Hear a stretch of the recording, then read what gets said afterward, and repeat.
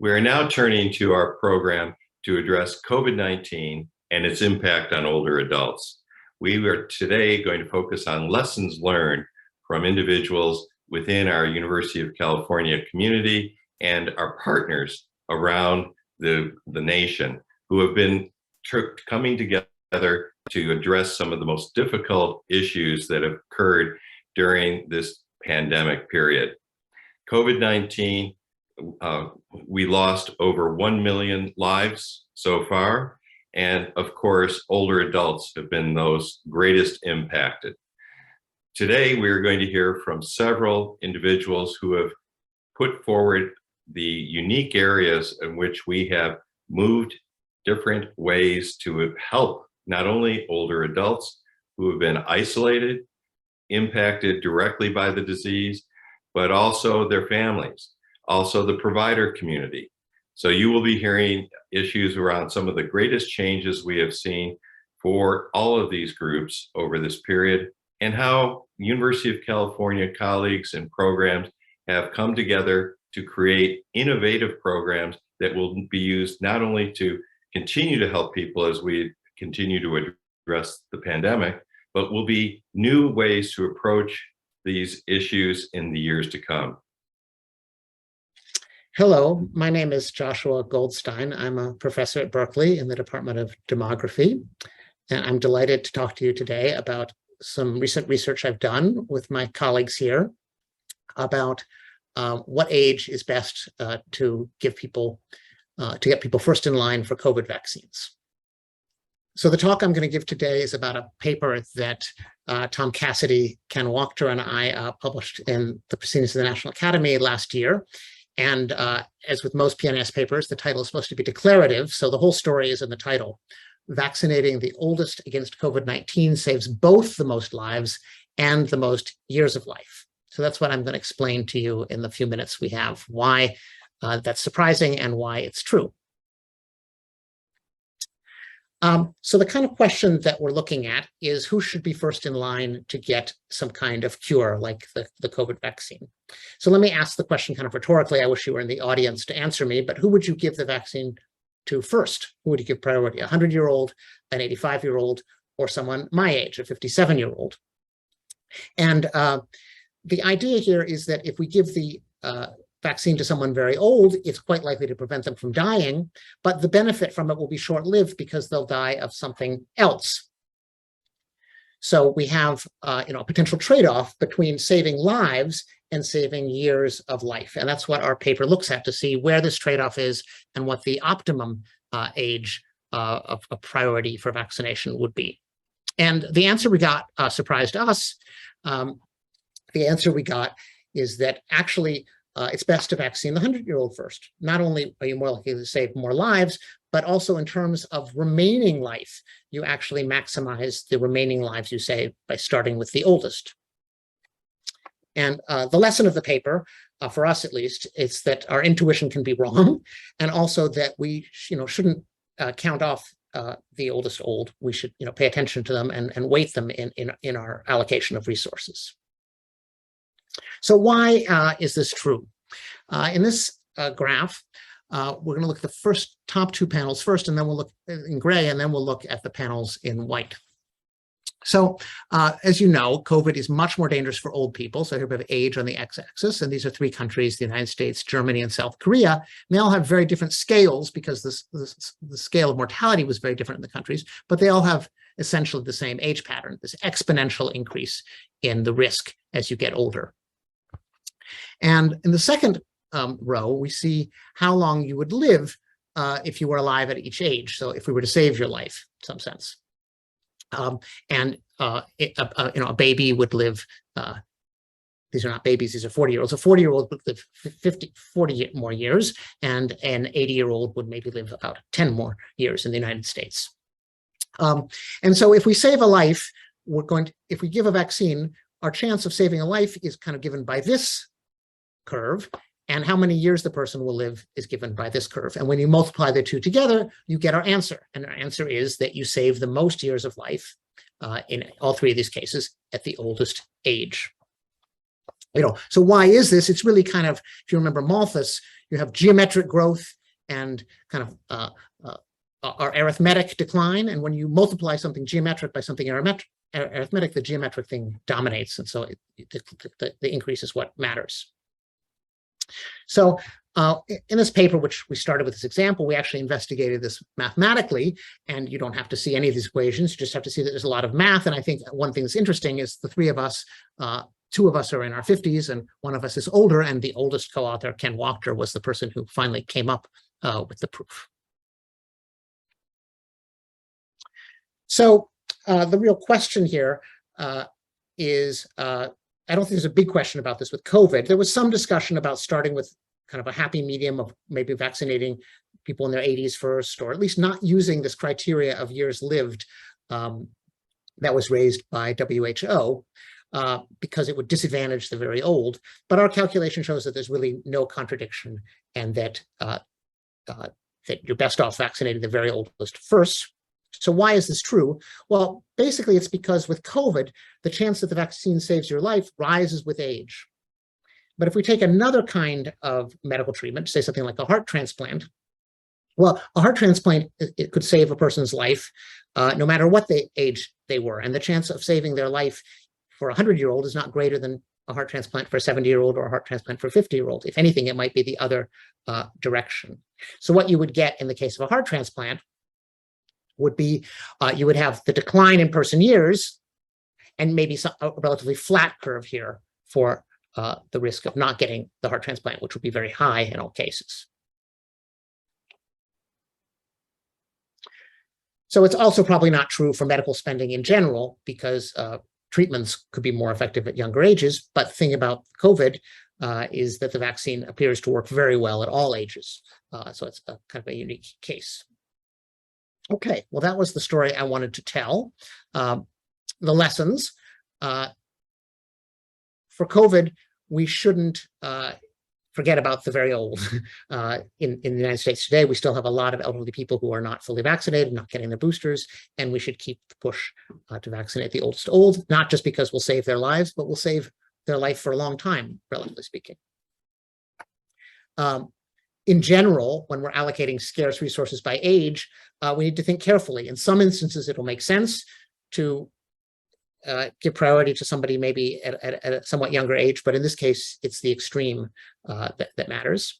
You know, our intuition usually tells us we should compromise, but in this case, it's the oldest old that should get the first shot. Thank you very much. So I think if you ask why this is the case and why this surprised us, I think our intuition was that we knew that mortality rates went up with age, and we thought that the years that people have left in life, we knew they went down with age, but we thought they went down very quickly. And I think we underestimated, as many people do, how long even people at older ages have left to live. The mathematics kind of showed us this is going to be true in almost all cases, but the general story is that even the oldest old, people in their 90s and even hundreds, have longer to live than we usually suspect. So it's worth, they have high risks of death, but it's worth trying to save their life because they will have more years left than we suspected. So I thank you for listening to me talk about our research. We'd love to hear from you. My name again is Josh Goldstein, and my email is josh.goldstein@berkeley.edu. And please feel free to reach out if you have thoughts on what we're doing or what you think we should be doing. Thank you. I want to welcome everybody to the first annual Pacific Rim Health Innovations Conference. I'm going to be talking about a project that we did in Davis, California. The title of the talk is Lessons from the COVID-19 Pandemic, Healthy Davis Together, a Case Study. I'm Brad Pollock. I'm actually the director of this project, and also the chairman and a distinguished professor of epidemiology in the Department of Public Health Sciences at UC Davis School of Medicine. So let me get started with a project description. What is Healthy Davis Together? We abbreviate that HDT. HDT was a partnership that was formed in the summer of 2020 between the University of California, Davis, UC Davis, and the city of Davis. The goals were to lower the burden of COVID-19 in the Davis community facilitate a coordinated and gradual return to regular activities in the city, including the reintegration of students back into the university community back in the fall of 2020.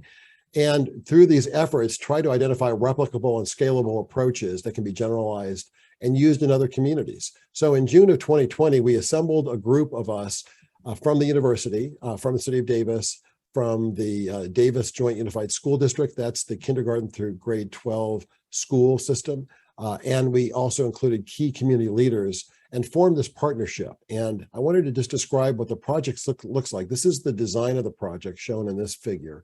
And the key part of this project was to combine the best of what we knew how to do in epidemiologic infectious disease control. And that's shown as a theme in this upper left-hand corner here. And this kind of cuts across.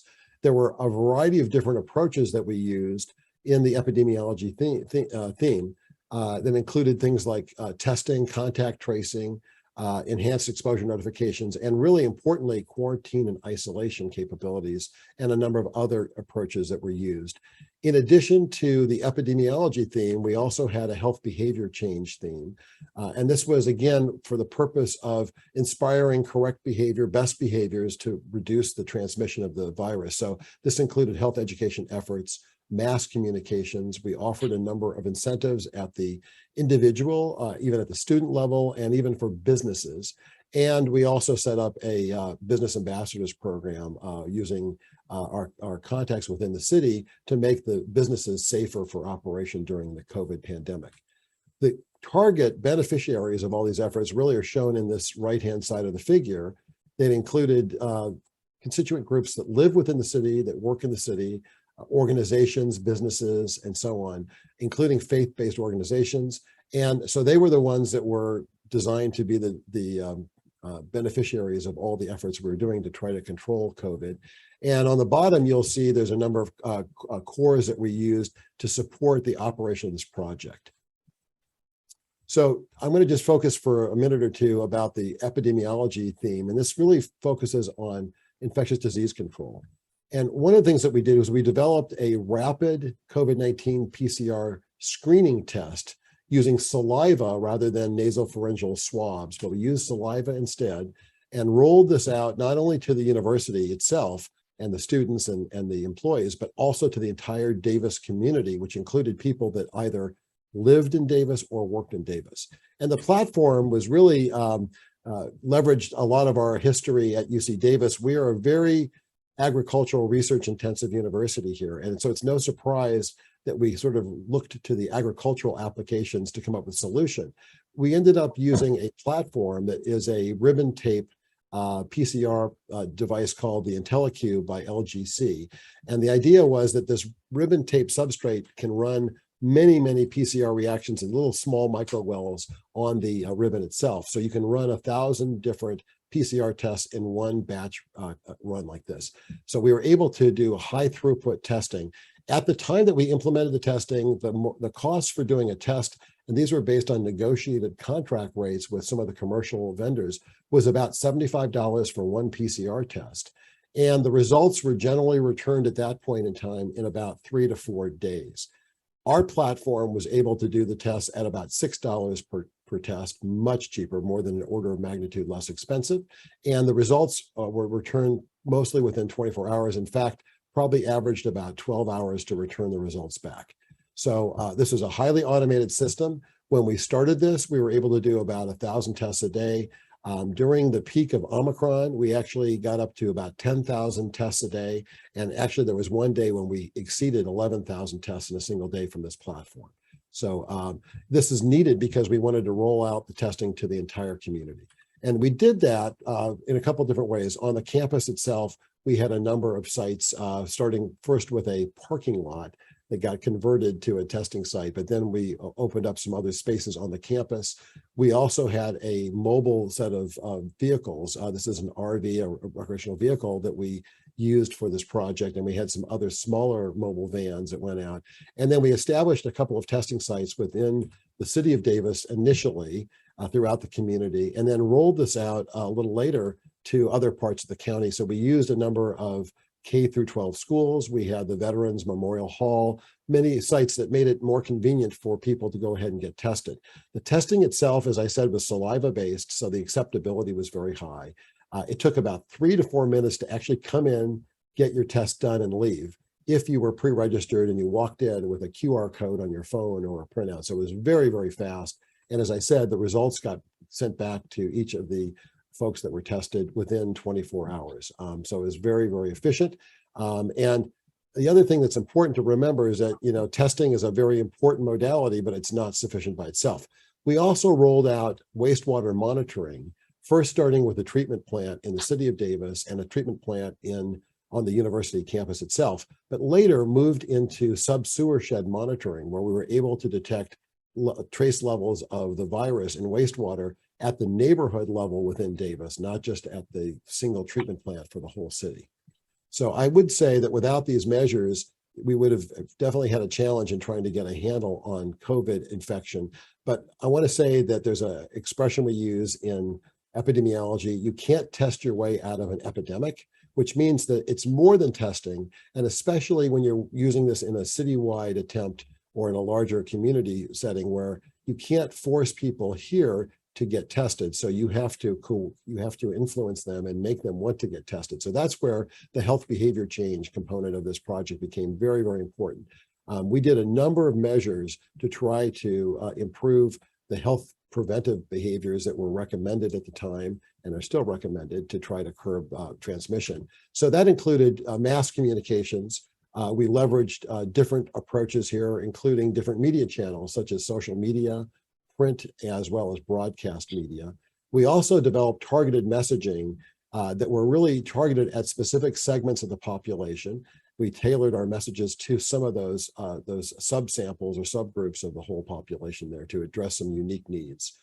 And another innovative thing that we did, other places did this as well, though, we rolled out a new workforce of undergraduate students. These were students that were working on their bachelor's degrees. There were over 200 of these students that we deployed as Aggie Public Health Ambassadors. The nickname for our students are Aggies from agriculture. So the Aggie Public Health Ambassadors workforce was developed. The students got paid for their work as well as received course credit and training. And what they did was they were first deployed on the main campus itself and then later deployed out into the community setting. They did one-on-one health education. They distributed personal protective equipment, and they also assisted with the testing processes and later with vaccination efforts when those got rolled out. In addition to the Aggie Public Health Ambassadors Program, we did a number of incentives, again, aimed at students, aimed at individuals in the community as well as in businesses. And those were also successful in trying to get some of the behaviors changed, including during the height of the pandemic, having students stay on campus during their vacation rather than going off and possibly getting infected in other places of the country or other places in the world. So I'm going to just share a little bit of our outcome assessment. There's a couple of different modalities we use to assess the impact of the program. But one of the things that we did is we did random survey sampling in the general population every 2 months. We had a sample of approximately 600 subjects that were randomly selected. About 300 or half were in the city of Davis, the residents of Davis, and the other half were from outside the city of Davis. And we looked at a number of health behaviors, their habits as far as testing was concerned and later vaccination. And I'll just point out from this figure here, there was really some very, very tangible impact on testing behavior. As you might expect, with universal testing available to everybody for free in the community, testing behavior over time in Davis definitely became more frequent compared to the control area outside of Davis. In addition to that, there was also a significant difference when vaccines got rolled out in the vaccination rates for the Davis residents versus non-residents. In fact, at one point, November of 2021, the Davis residents were vaccinated about 95%. They had their full vaccination series. In the other areas that were sampled in the survey sampling, it was about 80% at the time, about 15% difference there. In addition, we also monitored some of the population statistics. And when we looked at case positivity proportion over time, you're seeing on this figure here, 3 separate curves. The bottom curve, which is in green with a confidence band, that's the city of Davis population.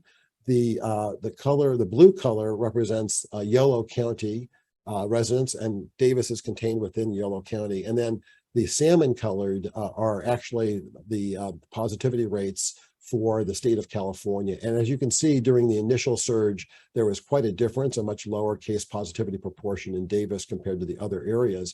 And over time, and with the Delta surge that started around June of 2021, you'll see there was a major separation between the three areas that are being compared here. And then moving forward to last December, when Omicron started replacing the other variants of concern, Omicron, there was a very big spike up, as you can see on the right-hand side of this figure. Davis had a spike up as well, but you can see the magnitude of the spike was different. And these data were frozen really in March.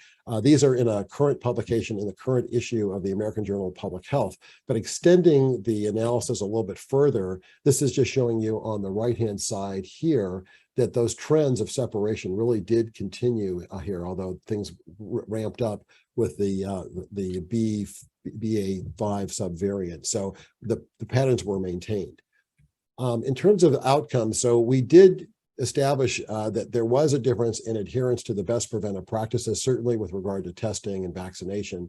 We also did appear to lower the transmission in the community from looking at the case positivity. We're doing other analyses that includes a synthetic control analysis to do covariate adjustment, and we saw the same trends here in terms of a very big difference in case prevalence rates between Davis, the county, and the state of California. We do know that we did have an impact on preventing infections. In fact, we've estimated that we probably prevented about 4,100 infections. And if you model that based on the population structure, that amounts to about 275 hospitalizations that were averted. And overall, probably 35 deaths in the community were prevented from having the program in place. In addition, we've done some preliminary analyses looking at the costs of running the program versus the outcomes, and the economic impact and the return on investment that we observed here is modeled to be about a 1-to-2 ratio. So for the $50 million invested, there was probably a net of about $100 million to $150 million saved if you look at this either in terms of averted hospitalization and morbidity. And if you modeled a mortality where you look at quality adjusted life years, again, at least a 1-to-2 or 1-to-3 return on that investment. So overall, we've had a pretty big impact. And I think the major part of this was really the establishing the partnerships that we did at the very beginning to plan this project out. Overall, we've had a dramatic impact here. We've actually run over 2 million PCR tests from the time the program started until the end of June. We've engaged with local businesses, supported the K-12 schools here. We've also done environmental sampling, not just wastewater, but we also did some work with air filter monitoring in the schools itself. We administered 16,000 vaccinations, but I will point out that while those were primarily administered through healthcare organizations, we targeted some of the more vulnerable populations, such as migrant farm workers and the unhoused population, and supplemented the efforts in the county to sort of get those vaccination numbers up. And we're in the process now of trying to disseminate our information with publications, peer-reviewed publications. The program itself has had high visibility. We've been featured in some of the major media outlets in this country, including New York Times and the Wall Street Journal. And I will just wrap up and summarize by saying there were some important lessons that we did learn throughout this project. One is that universities have an opportunity and a special place to extend their capabilities and expertise into the communities that they're located in and they serve. In addition, I think the synergistic approach we took by combining epidemiologic infectious disease control with health behavior change, and it's the combination of those two themes, I think that really had a dramatic impact at having us have an impact on the community and lowering the rates of transmission. We also did use precision public health approaches where we used data to inform where we needed to address populations within the county. And we also did tailoring of our interventions based on that information. And finally, again, establishing the partnerships that we did. It's not typical in this country for universities necessarily to be in partnerships with their local governments or state governments. And so I think by including our county and city people in the planning process at the beginning and working hand in hand with them, I think we were able to accomplish this project in a way that wouldn't have been possible without those partnerships. So that's really just a summary. Sorry, it was quite detailed, but I wanted to give you an overview of how Healthy Davis Together project rolled out and some of the impacts that it had. Thank you very much. Hi, my name is Therese Tenbrink, and I'm the Director of Strategic Initiatives here at Eschaton. I'm excited to talk to you today about the Lighthouse Project that Eschaton had the opportunity to engage in. So let's go ahead and dig in. So I know many of you today on the call are probably fascinated about this challenge that so many of us bared witness to during the COVID-19 pandemic, which was really identifying and seeing the digital divide specifically impacting the lives of older adults. And at Eschaton, we saw this firsthand amongst the residents who are living within our communities, especially our affordable housing communities. And so we know that digital inclusion amongst older adults is a problem. There are 22 million older adults today without broadband access. That makes them 10 times more likely to be offline when they're living within low-income housing. And we also know that 40% of older adults who died from COVID-19 lack technology resources. These numbers within itself tell us why we need more programs that are addressing this digital divide and focusing on digital inclusion of older adults. So these are some of the top reasons affordable housing providers think internet access is important. 84% of individuals that have access to internet, it increases resident well-being. It also increases access to telehealth and healthcare providers by over 61%. It also increases that digital equity by 41%. So that is why we were here today. That was why Eschaton was called to partner with other nonprofit aging service providers to participate in the Lighthouse program. So what was the Lighthouse Project? The Lighthouse Project was this great opportunity for Eschaton to partner with Front Porch, another aging service provider located in Southern California, and Citrus and UC Davis and UC Berkeley to all come together to tackle this problem, because as we just saw, this problem is big and it requires a lot of creative thinkers to come together to tackle it. And so the focus of the Lighthouse Project was, how do we create a program that is scalable, that really enhances digital inclusion amongst older adults? And we wanted to do that through internet access and providing digital literacy training. And the hope was that those things, if we were able to provide our residents with technology and with devices, that we would see improved health and well-being outcomes and be able to also see increased engagement. This was so important, especially as we were focusing on how we could provide really the infrastructure and the Wi-Fi access for our residents living within our communities. And so what did the project look like? We were fortunate enough that we had a private donor who provided enough funds to be able to completely outfit 6 affordable housing communities with Wi-Fi. And so that was able to equate to providing Wi-Fi access to 435 residents.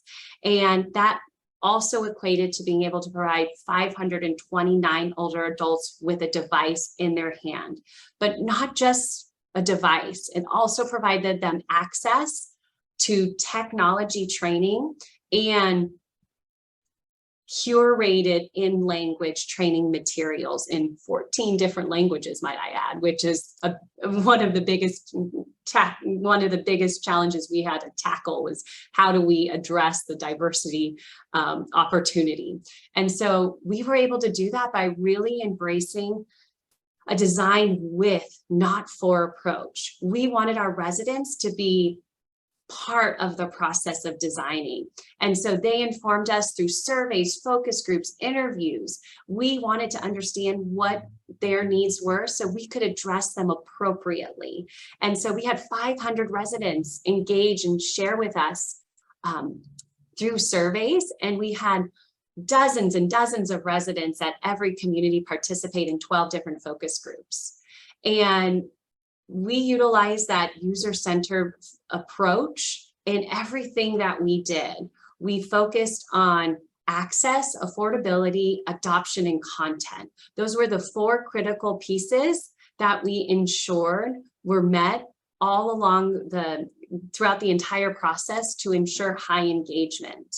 We also spent a lot of time, especially with residents, really trying to determine what devices would really meet their needs. There were so many unique, individualized needs that residents shared with us through these focus groups and through these learnings and these surveys. And we found out they needed large screens to accommodate their vision changes. They needed good speakers or an extra headset if they were living with hearing loss.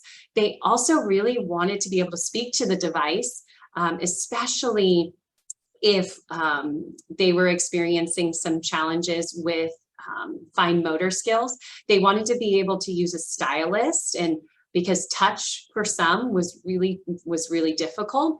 They wanted to be able to video chat, and they wanted to be able to use the device in many different languages. For many, we learned in these focus groups that it was because of their language issue that they spoke Mandarin, or they spoke Korean, or they spoke Arabic, and their devices that they previously been given, whether it was through other grants or other funding sources or from a granddaughter or a son, it wasn't in the right language. And so it became really difficult and became a paperweight. And we knew we didn't want to create paperweights through this project. And so we tested a lot of different devices.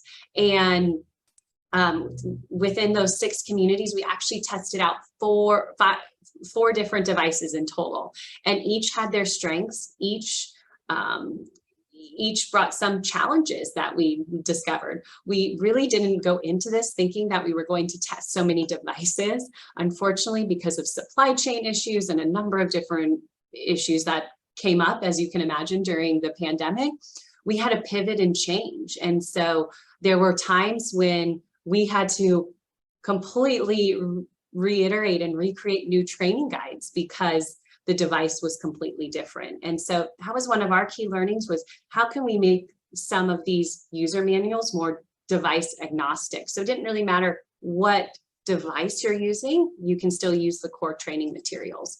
So we became a little smarter as we were iterating these different training materials.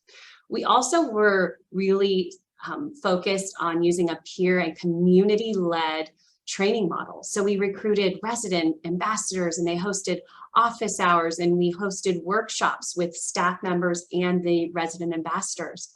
These resident ambassadors became super users because they were able to have VIP access to their devices up to a month earlier than some of the other residents at some points.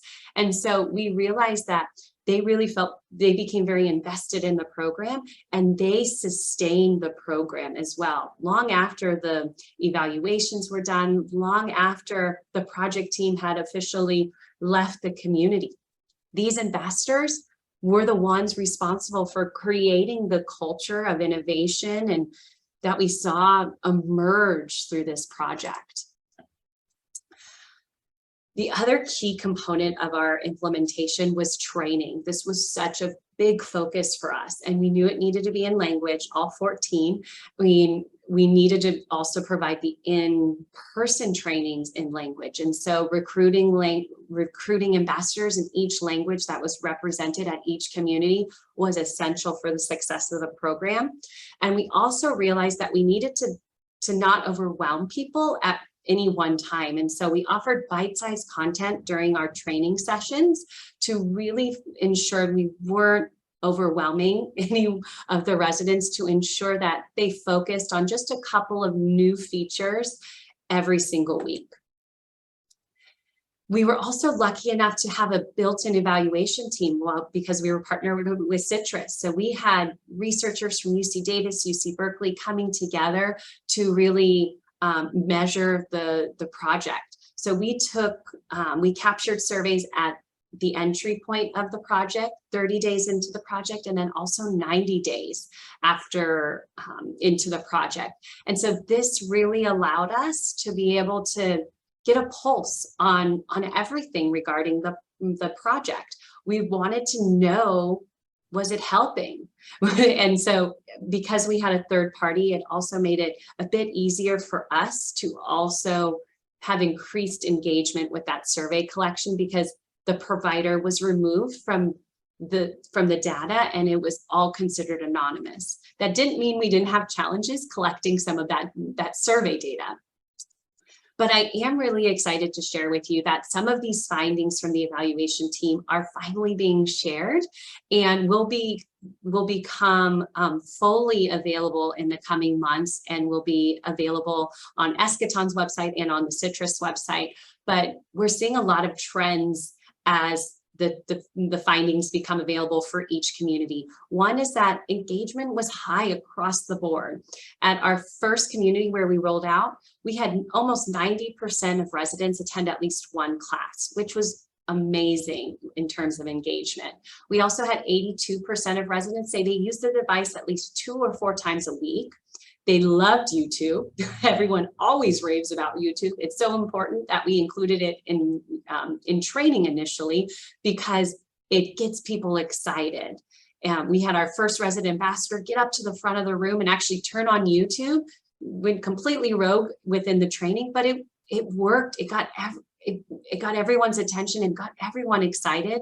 And that resident ambassador had such great buy-in and had the largest class every single week, which was incredible. We also learned that 95% of the residents agreed that the technology helped them connect with their family and friends. And as you can imagine, during COVID, during the pandemic, especially as we were going through different lockdowns, this was a critical piece for us. We wanted to ensure these devices could be used to connect with families and friends. And they shared with us that the technology helped them learn new skills, which is incredible. In addition to those findings, they also said that the tech help was helpful. So 90% agreed. We know the tech training piece is so critical to any project like this, especially when it comes to older adults and technology.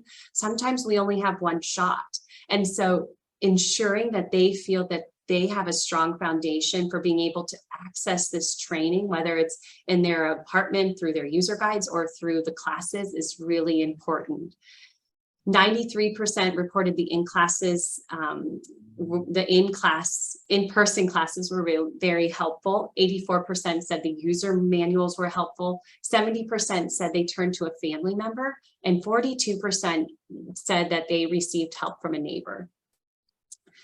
Some of the challenges with survey, which as so many researchers, I'm sure you all have experienced these same challenges, but sometimes we weren't able to have really high engagement with the surveys. Sometimes residents didn't really want to fill out the surveys. They didn't really understand the why. They sometimes also reported, I just completed this. So there was this chronic ongoing survey fatigue. There was also some limitations with the quantitative data. As you can imagine, we stopped surveying after 90 days. 90 days is a really short period of time when you're measuring things like depression and overall health and well-being. And so we didn't see significant statistical impacts on those measures because of that length of time, and also because of so many other variable factors that played into it, like the pandemic. And so we recognize that there are some limitations when it comes to the data. Other project challenges were, of course, the language. I think for both Front Porch and Eschaton, we said over and over again, if we can figure out the language piece, we've got this. Because the language over and over again, making all of the curriculum available in 14 different languages was difficult. Making the in-person trainings available, making sure we had ambassadors in all different languages. That was a big challenge. So ensuring you have that multilingual support figured out before implementing a project like this is so critical. Also, the in-person translation surveys. We realized that even though we paid for translation services, we were lucky. We had this private donor and we were able to pay for translation services. But sometimes the translation, what we were hoping to say was not actually communicating what it was that we needed to say. And that there are some technical words that didn't translate well. And so being able to ensure good translation and being able to ensure that you have in-person translation is really critical. We also realized we needed to have some backup for advanced tech support in language. This was a difficult thing to nail down. We learned that many ambassadors were not necessarily tech experts to begin with. They were just residents who really wanted to be involved. It was during the pandemic. There weren't a whole lot of opportunities to engage with other programs or projects, and they wanted to be involved, but they didn't necessarily have the tech experience. And so we needed to ensure that residents knew where to turn when there were advanced tech support questions. That was typically the staff on site, but again, we have limited staffing in affordable housing. And so we needed to be very intentional about the way we were providing that additional support. So overall, what are our lessons learned? I could go on for a whole other session on just lessons learned, but as I've mentioned before, always adopting and working with older adults. So not designing for and believing you're the expert and you have all the solutions, but really walking alongside those that you are designing with and getting their perspective, their view, and understanding what it is, what are those key challenges they want to solve, so you can tailor it exactly to meet their needs. We've seen high engagement because of that very intentional design process that we implemented from day one. And I've mentioned it many times because it's so critical, but always offering all resources in language. So trainings, office hours, curriculum, it all must be in language. We've done other projects in similar formats, but we didn't have the resources in language. And so we didn't see the engagement like we did with the Lighthouse Project. You do need to have some on-site staff available. That is just without that support, it's going to be very difficult for the program to see sustained ongoing engagement. And lastly, investing in your resident ambassadors, making sure you are training them, providing the appropriate education for them so they feel empowered to be able to meet the needs of their peers and provide that support. And try to figure out what would make it fun, because these programs that oftentimes we're going in and rolling out, they have to be fun. We wanted to focus on creating that culture of innovation at Eschaton within our communities, because that would get people to show up. We wanted people to be curious. We wanted them to get excited about learning something new and working with their peers and make it social. And especially during a time like the pandemic when things weren't social, people were hungry for connection. And this was how we were able to meet that need for connection, whether it was in person or virtual, because they now had a tool to be able to connect to the outside world. And so I wish you all the best as you are creating your programs and working on projects that may be similar to this. And I hope you found this helpful. Have a great day. Hi, my name is Jim Morrison. I'm a professor in the School of Medicine at the UC Davis Medical Center and the director for the Center for Health and Technology, which is the center at UC Davis Health that does all of the telemedicine. Today, I'm going to be talking to you about keeping telehealth as an equalizer in the age of COVID. For those of us that have been doing telehealth, digital health, remote patient monitoring for a while, we have always seen telehealth as a way to address inequities in access to care, and we've particularly been using it for at-risk populations. That is, we have touted telehealth as a way to address distance barriers for those that have limited mobility within the cities, or those that live far away from medical centers or far away from specialists, to increase access. We have touted it as a way to address experience of care and make care more patient-centered, so that patients are allowed to receive the care in the settings of their home or own home. We've also touted the effectiveness and value of telehealth in reducing unnecessary waste. So let's say after a medication change, to be able to check in with your healthcare provider team. You don't have to drive in, use a hospital room or a clinic room, something like that. That's something that can be done over telehealth. In a certain way, we have been using telehealth to address equity, as the far right slide shows, that some of us can use these technologies to gain us equal access and experience as those that are fortunate, that don't have mobility issues and that live near major medical centers. So the good thing about COVID, if there is such a good thing, is that it has increased the use of digital health and telehealth for everyone. And we now recognize this as a very viable way of providing healthcare. However, for those of us that have been doing this for a while, health policymakers, researchers, and healthcare providers have identified the fact that we have been laying telemedicine on top of our existing healthcare delivery system, which has opportunities for improvement, and in many ways is set up to deliver healthcare unequal.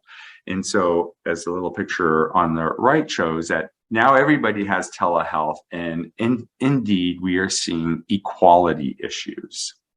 So there is lots of research that has been done in this area. This is from one of the biggest studies that came in right after COVID hit, that went to show when you compared those patients that were using telehealth versus going to the doctor in person, the quote unquote old-fashioned way, disproportionately, older adults were not gaining access to these technologies. So they were using telehealth less likely, right? And this is a forest plot showing that the older the adult, the less likely they were to be able to take the opportunity to use telemedicine. And unfortunately, it was the same thing for racial ethnic minorities, for those that don't speak English as a primary language, those with commercial or those with governmental insurance, including Medicaid and Medicare. These populations, again, were not using or didn't have the opportunity to use telehealth as much as those with commercial insurance. And as expected, median household income, it's the same thing. So in general, similar to the way our healthcare system works in a lot of ways, unfortunately,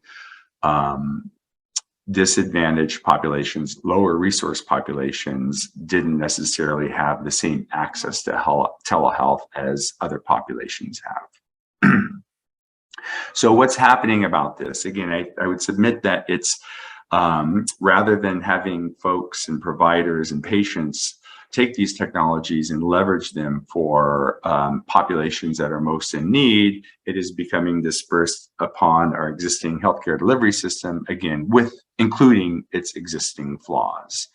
And it's impacted by a lot of things. People talk about digital health literacy, whether folks have access and can use their smartphone devices, Wi-Fi, lots of different apps, things like that. It can become complicated. The user face, whether it's a simple interface or not, easy for older adults to use, things like that. So the design of the telehealth and digital health solutions that we have is playing a role. Certainly, even the way that we promote it in educational materials, we have to be very thoughtful on that. And oftentimes it's going to require more effort to get patients that might be lower resourced to be able to engage them and give them the opportunity to use these technologies. Again, so we're learning this at UC Davis Health. Other health systems are doing the same thing. We're learning that we have to invest in addressing inequities in utilization right from the very start. And this includes interpreting services, things like that, right? We have to have all of that very, very seamless for the providers as well as for our patients. And it's not just the technologies. It's not just the access to Wi-Fi. It's not just the access to smart devices. While that is an important issue, oftentimes we can still make a lot of progress by acknowledging our part in addressing these inequities. So again, on this, there's a lot of social determinants of health that contribute to the lower utilization or lower opportunity of folks to be able to use these technologies: racial segregation, educational attainment, sexual orientation, gender identity, employment status, occupation. You know, again, it's not easy for certain types of employment to be able to break away to do a video visit, for example, or even go in person. Food insecurity, housing, whether your complex has a Wi-Fi, immigration status, people might be afraid to use telehealth for lots of different reasons. And so again, I think that it's incumbent upon patient advocate groups as well as healthcare providers, healthcare systems, healthcare payers to be thoughtful in their implementation of digital mobile health, telehealth as we move forward. And again, I think we're going to be in a lot better place if we're thoughtful about our implementation as we move forward. The reality is that there's lots of different technologies out there. There's things called e-consultations. There's ways that you can connect to your provider right up to your mobile device. You can have your provider connect to another provider over video. There are devices now where you're able to be monitored at home. And then there's the old-fashioned in-person. I would submit that for every patient, every individual patient, we consider what their condition is, what they're seeking help for, what their visits for, and for us to be able to select the right modality that's most patient-centered and most effective and moving forward. And so I hope that you're joining me in being able to ensure that we, moving forward, we do a good job at accomplishing this. So thank you very much for your time. Good afternoon. I am Angie Perrone, an assistant professor at UC Berkeley School of Social Welfare. I'm also the director of the Center for the Advanced Study of Aging Services, and looking forward to sharing some insights about family caregivers, what we've learned from the pandemic throughout the past few years. So who are family caregivers? Family caregivers comprise about 53 million Americans who care for relatives or friends through unpaid caregiving. Nearly 80% of those caregivers provide care to individuals who are 50 years and older. And this is a group that's disproportionately women. According to the Family Caregiver Alliance, 75% of caregivers for friends and older family members are women. And of the 2.4 million grandparents providing care to grandchildren, 63% of them are women. Now, family caregivers provide a diverse forms of caregiving, including emotional, physical, transportation, nutritional, and even technological forms of assistance and care to someone with short or long-term physical or mental disability or illness. Now, recently, Blue Cross Blue Shield estimated that the direct economic effect of unpaid caregiving was $44 billion when you factor in caregiving time and impact on paid work. So COVID-19 really underscored some challenges, many of which already existed before the pandemic, but really only exacerbated during the pandemic. And one is related to time and money. So family caregivers are often caregivers who are unpaid and or low paid, paid far less than paid caregivers. During the pandemic, 40% of caregivers spent more time and money on caregiving because of the pandemic. 15% of Americans who stopped working during the pandemic cited caregiving responsibilities as a cause, and another 16% reduced their hours due to caregiving. Another challenge is that programs that provide funding for some element of home care are not well known. So Medicaid, for example, the VA, veterans programs can provide some financial assistance for some qualified caregivers as well. But there's not a lot of awareness in the community about some of these programs. Also, vague, ambiguous, and conflicting policies about appointments and hospitalizations really make it challenging, and did make it challenging for many family caregivers who were providing care for older adults to properly provide care, to be there for care when it wasn't clear whether they could actually be present, or if there were just straight restrictions from being present. Another big challenge that surfaced during the pandemic, or worsened during the pandemic, was the lack of culturally responsive resources. So information during the pandemic was changing so rapidly and constantly evolving, and many times that information wasn't translated quickly or translated at all in languages that older adults and the diverse communities that served them could use and could understand. And then another big challenge is really related to systemic inequities. So we have issues relating to inequities in housing, occupation inequities, a variety of systems and structures that have structural racism and all sorts of additional forms of inequalities and inequities, really made it that much more difficult for older adults and the family caregivers serving them to access care and services. So for example, during the beginning of the pandemic, there was significant issues with food shortages and older adults and family caregivers who were serving them accessing food boxes. So some communities, for example, would require caregivers or older adults themselves to go and pick up food boxes. Well, this was a huge problem, of course, for individuals who were segregated based on residential inequities or residential segregation, economic disparities, mobility concerns, access to transportation. So many older adults and family caregivers weren't able to access food boxes until some of these systemic inequities and structural issues were addressed. Now, we have learned many lessons during the pandemic relating to family caregiving. We continue to learn some of these lessons, but I'm going to highlight a few of them here. So one is that we learned that family caregivers and the older adults that they serve, many increased their use of technology. And that was particularly true when it was available and accessible. So relatedly, to the challenge we just discussed about systems and structures, that continues to be an issue, a lesson learned, and an issue that continues to need to be addressed. So broadband internet, immediately, we all remember broadband internet, how challenging it was to access it and how quickly the platforms we were using for whether it be telehealth or education information, accessing that information became really challenging.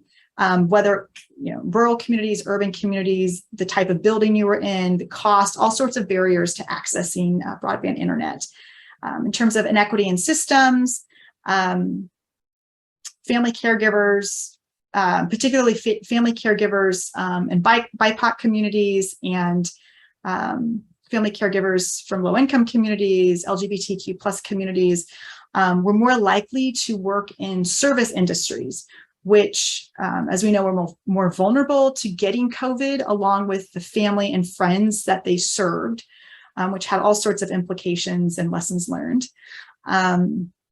Another important lesson learned, especially in the context of technology, is that low tech is still good tech. So while we had this rush of an opportunity to develop all these new technologies and use all these new technologies and all these great digital platforms for older adults and family caregivers during the pandemic, for a variety of reasons, which we just named in terms of systemic inequities and structural barriers, low tech was actually preferred and quite useful in a lot of cases. So phone programs, telephone buddy programs, for example, were very successful in many contexts, and were a reminder that we need not abandon that form of technology or the low tech, especially in particular contexts, while we continue to invest in supporting additional forms of technology for services for older adults and family caregivers. We also saw, as new technologies were developing and becoming more accessible, we also saw a spike in concern for financial scams and security issues and privacy concerns for older adults using some of these technologies, especially if not given information about protecting one's privacy or protecting one's information.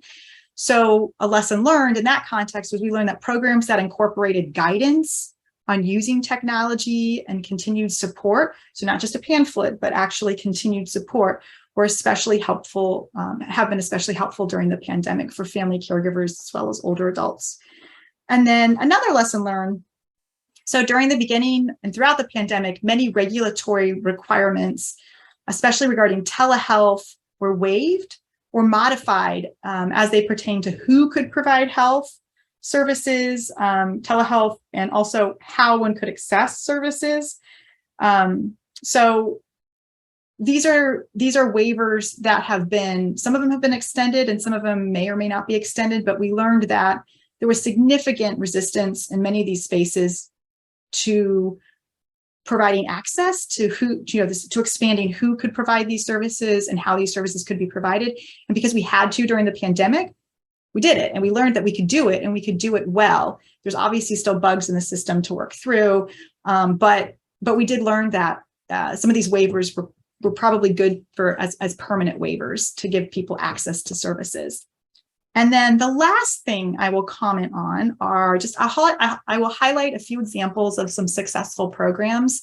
So this is not by no means an exhaustive list. This is just, aimed to illustrate a few programs that have been successful or show promise of being successful through the pandemic and beyond. So as I mentioned, phone programs, providing health over the phone. And again, this sort of relates to some of the regulatory waivers.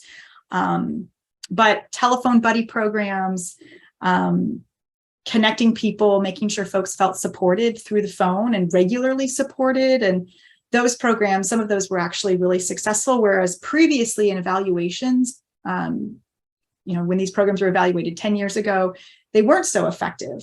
So the context of the pandemic has shifted that and underscored that this is, again, low tech is still good tech, and we should continue to think about using those in particular contexts. Another model that, or several other sort of categories of models that show promise and have been, some of them have been very successful, particularly in reducing social isolation and providing all sorts of support for family caregivers, whether those family caregivers are biological or non-biological family caregivers, families of choice. Are intergenerational and non-kin caregiving models. And so we saw this in particular with communities that rely on a lot of same age support. So especially in the LGBTQ plus community with older adults, providing caregiving to other older adults and navigating some of the challenges and health issues and need to physical distance during the pandemic. And so what we saw some really interesting models emerge of intergenerational or multi-generational caregiving models that have built on some of the lessons learned actually from the earlier AIDS epidemic, and then strengthened what we've learned since to provide some sort of really robust multi-generational caregiving networks that are going to sustain beyond the pandemic. And then another area that has been interesting are time banks, and caregiving time banks is one model that seems to be promising through the pandemic and beyond. And so time banks are this concept of, instead of paying for a service with money, you volunteer or contribute a service to this bank, and then someone else will then bank another service from them, and you will exchange it. So I might provide an hour of cooking lessons to the bank, and then in exchange, then I might get an hour of caregiving help for my older mother when I'm unable to provide that caregiving service. So caregiving time banks have become an interesting model and a promising one that provides some relief for family caregivers, as well as some additional insights and resources for the caregivers and the older adults. Now, tech buddies, sort of related to the phone buddies and the phone programs, but tech buddies often were multi-generational programs, not always, but were especially, these were programs that involved volunteers who would help older adults and not older adults who just didn't have familiarity with digital platforms or the technology that we were being exposed to and using a lot more during the pandemic. And they would provide assistance, either one-time assistance for setting things up. So the most successful programs were ongoing support. And often what we saw was with these Tech Buddy programs is it wasn't just, they didn't end up just being about providing tech support, but they really built social support for both of the buddies. And also, again, sort of relatedly developed some really interesting, sort of fed into some of the multi-generational and caregiving models as well. Now, programs that were successful, a lot of them also had cross-sector collaborations. So we saw more collaborations, particularly with community-based organizations and collaborations among CBOs or community-based organizations and for-profit and nonprofit and governmental agencies. So we saw some governmental agencies, for example, funding community-based organizations for the first time, or we saw, so for example, the CDC Foundation, which is sort of separate from the CDC, but it supported community-based organizations for the first time during the pandemic for a particular area of funding. And these programs were so successful in vaccination and service delivery efforts that, you know, they suggest that this sort of funding and support for this cross-sector collaboration and making sure to include community-based organizations is really important for moving forward. And then the last example, or sort of thread of examples for some of these successful programs supporting family caregivers really had to do with, really involved programs that incorporated a sharper lens on systems and culture change, as opposed to merely looking at individual behavior or individual support. And we, you know, all sorts of issues were highlighted and elevated from 2020, you know, whether it was about racial injustice or racial disparities, ethnic disparities in access to care, all sorts of systemic issues were highlighted in a way that there was a lot of intersection of issues in the past 2 years. And so a lot more conversation in program development and program delivery that incorporated a systems, an eye for systems and structures and culture change, which is hard to measure in the short term, but show a lot of promise. So we'll keep an eye on those programs moving forward. And that is a very quick sort of lightning round set of conversations or set of topics about family caregiving during the pandemic. And again, I'm Angie Perrone, and at the University of California, Berkeley School of Social Welfare. And if you have questions, you can email me at Angie Perrone or aperrone, Perrone @berkeley.edu. Thanks so much.